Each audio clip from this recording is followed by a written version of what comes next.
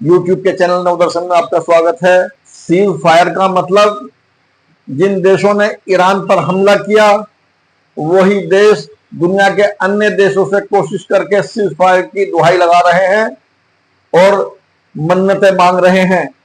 जिस तरह से एक मोहल्ले में बड़ा गुंडा होता है, वो किसी को दबाता है तो वो पहले अपने छोटे गुंडे को भेजता है, वो जाकर के कुछ शोर मचाता है, गाली गुप्तारी करता है।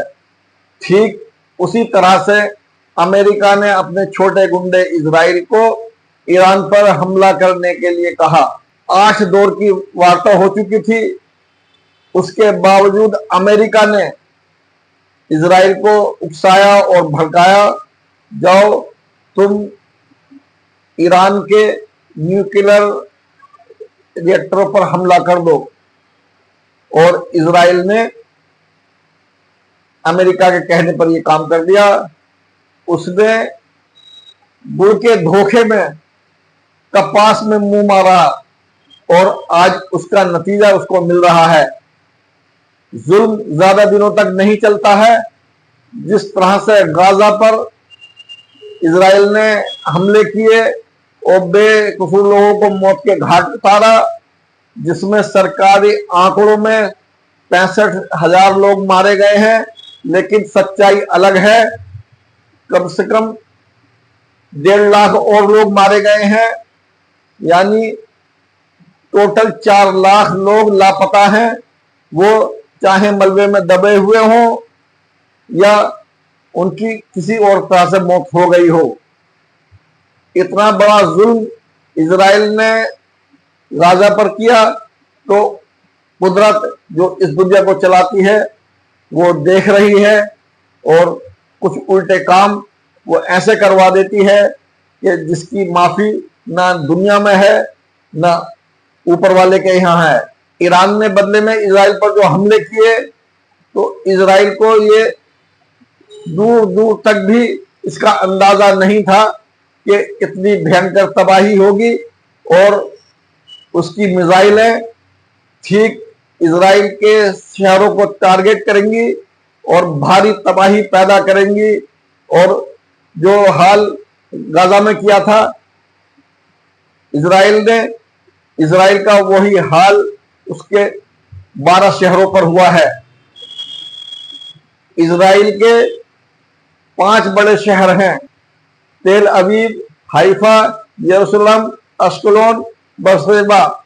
ये 5 बहुत बड़े शहर हैं और हाइफा बंदरगाह है और उस बंदरगाह में अडानी का 70% निवेश हुआ हुआ है और उस बंदरगाह को अडानी ने साझा करके उसको विकसित किया और सबसे ज्यादा तबाही हाइफा पर हुई है।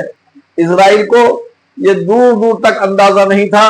वो समझ रहा था हमेशा से कि जिस तरह से उसके आयरन डोम किसी भी खतरे को रोक लेते हैं, उसको ये मालूम नहीं था कि इतनी बड़ी तबाही होगी और उसके आयरन डोम आयरन मोम हो जाएंगे और पूरी तरह से फेल हो जाएंगे।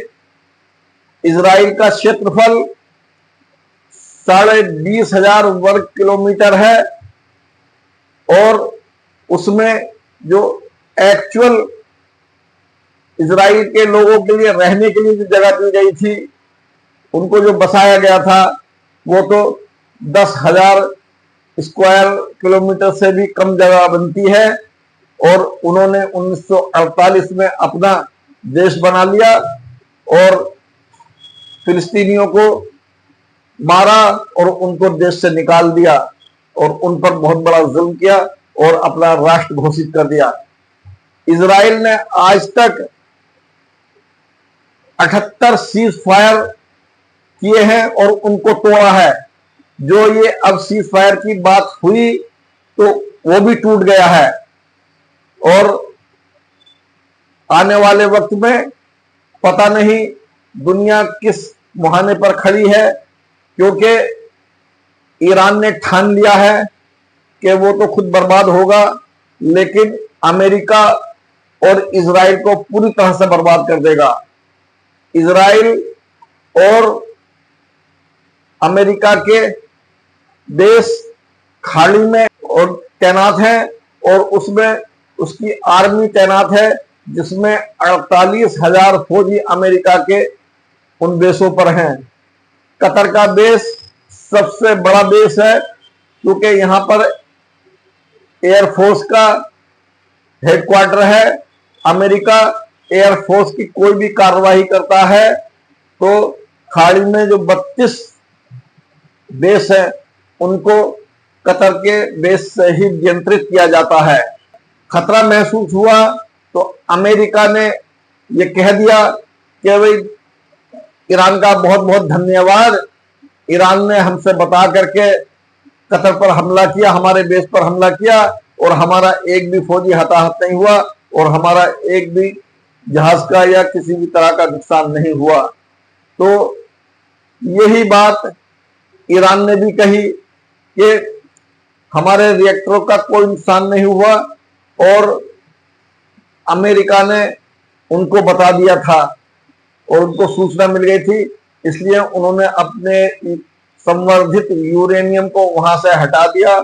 कोई भी वहां पर रेडिएशन का खतरा पैदा नहीं हुआ, कोई रेडिएशन की लीकेज नहीं हुई। सही मायनों में सीजफायर तभी है जब उसमें गाजा के मुद्दों को रखा जाए और पूरी तरह से इजराइल गाजा से भी हटे और अमेरिका उसकी गारंटी ले और दोनों तरफ से हमला ना हो। आज पूरी तरह से इजराइल को बर्बाद कर दिया गया है और अगर ये युद्ध नहीं रुका तो इजराइल की सबसे बड़ी तबाही होगी, क्योंकि इजराइल का जितना बड़ा क्षेत्रफल है उसका 70 गुना से ज्यादा ईरान का क्षेत्रफल है। इजराइल ईरान पर जो हमला करेगा तो उसके किसी भी एक क्षेत्र पर वो तबाह कर सकता है और ईरान का कम नुकसान होगा और इजराइल पूरी तरह से तबाह हो गया। आज तक इजराइल को परवाह नहीं थी, वो अपने आयरन डोम और अपनी मशीनरी के उम्मीद पर पूरी तरह से मुतमईन था कि मुझे कोई खतरा नहीं है, कोई मिसाइल या कोई रॉकेट आएगा तो उसके आयरन डोम उसको रोक लेंगे। लेकिन ये उसकी सोच उल्टी हो गई और आयरन डोम पूरी तरह से फेल हो गए हैं। दुनिया के हालात बदल गए हैं। बदली हुई वैश्विक परिस्थिति में अगर शांति चाहिए तो अब फूंक फूंक कर कदम रखना होगा, क्योंकि अमेरिका की दादागिरी अब खत्म हो चुकी है। अमेरिका का दौर खत्म हो चुका है। अमेरिका ने आज तक कभी भी कोई युद्ध नहीं जीता है। उसने सिर्फ डरा और धमकाकर दुनिया के देशों को अपने काबू में किया है। वो उसका डर खत्म होता चला जा रहा है, क्योंकि उत्तरी कोरिया और रूस और चीन ने खुलकर ईरान का समर्थन किया और उत्तरी कोरिया ने तो यहां तक कहा कि अगर तुम्हें एटम बम की जरूरत है तो हम एटम बम देंगे। और रूस ने भी कहा कि ईरान की पूरी तरह से सहायता की जाएगी। और अमेरिका चीन से गिड़गिड़ाया, सीज फायर होना चाहिए। सीज फायर करने के लिए अमेरिका ने चीन के आगे मन्नतें की और एक बात जोर देकर कहा, ईरान की खाड़ी से ईरान जहाजों का रास्ता बंद ना करे। दुनिया का 20% तेल ईरान की खाड़ी से होकर निकलता है। ईरान ने धमकी दी कि वो इस रास्ते को बंद कर देगा। अगर वो इस रास्ते को बंद कर देता है या ऐसे हालात पैदा होते हैं तो सबसे ज्यादा असर हमारे देश की अर्थव्यवस्था पर पड़ेगा, क्योंकि हमें 95% कच्चा तेल दूसरे देशों से मंगाना पड़ता है। हमारा 70% तेल ईरान की खाड़ी से ही आता है। अगर ये रास्ता बंद हो जाता है तो पेट्रोल के दाम आसमान छूने लगेंगे और हमारी अर्थव्यवस्था पर बहुत बुरा असर पड़ेगा।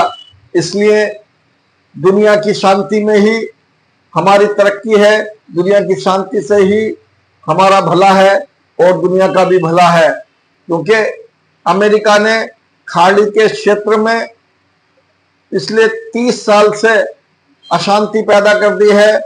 उसने सबसे पहले सद्दाम हुसैन को बहाना बना करके मारा, उसको कमजोर किया। वो भी इजराइल के कहने पर किया था। इजराइल ने अमेरिका से कहा कि मुझे सिर्फ सद्दाम हुसैन से खतरा है और इसलिए इसको खत्म कर दीजिए, और वही बहाना बना करके अमेरिका ने उस पर 35 देशों को साथ लेकर हमला किया और 2.5 लाख फौज ने इराक पर हमला कर दिया। जिस चीज का बहाना बनाया था कि उस पर जैविक हथियार हैं, वो कोई भी एक भी जैविक हथियार अमेरिका नहीं ढूंढ सका, क्योंकि उस पर जैविक हथियार थे ही नहीं। अमेरिका ने सिर्फ झूठा बहाना बनाया था। इस पर इंग्लैंड ने माफी मांगी। अब माफी मांगने से क्या होता है, ये तो एक फॉर्मेलिटी है। और कर्नल कद्दाफी को बगावत कराई और उसकी सत्ता छीन ली, और आज भी वहां लीबिया में अशांति है और इराक में भी अशांति है, और वहां पर तरह तरह के गुटों में आपस में झगड़े हैं और वहां अब शांति कायम होने वाली नहीं है। ये सब अमेरिका ने इसलिए किया था कि वो वहां के तेल पर कब्जा करना चाहता था। आज अमेरिका की कंपनियां इराक और लीबिया के तेल को पूरी तरह से लूट रही हैं। लेकिन आज जो हालात बदले हैं, अब अमेरिका की दादागिरी खत्म हो गई है। अमेरिका की जो शक्ति थी वो पूरी तरह से बर्बाद हो चुकी है, और लोगों का यकीन और लोगों का भरोसा अब अमेरिका की तरफ से हट गया है कि वो एक ताकतवर देश है। हमारी वीडियो बहुत जानकारी की होती हैं। हम अपनी वीडियो में पूरी जानकारी देने की कोशिश करते हैं, लेकिन हमारी वीडियो के थंबनेल अच्छे नहीं होते।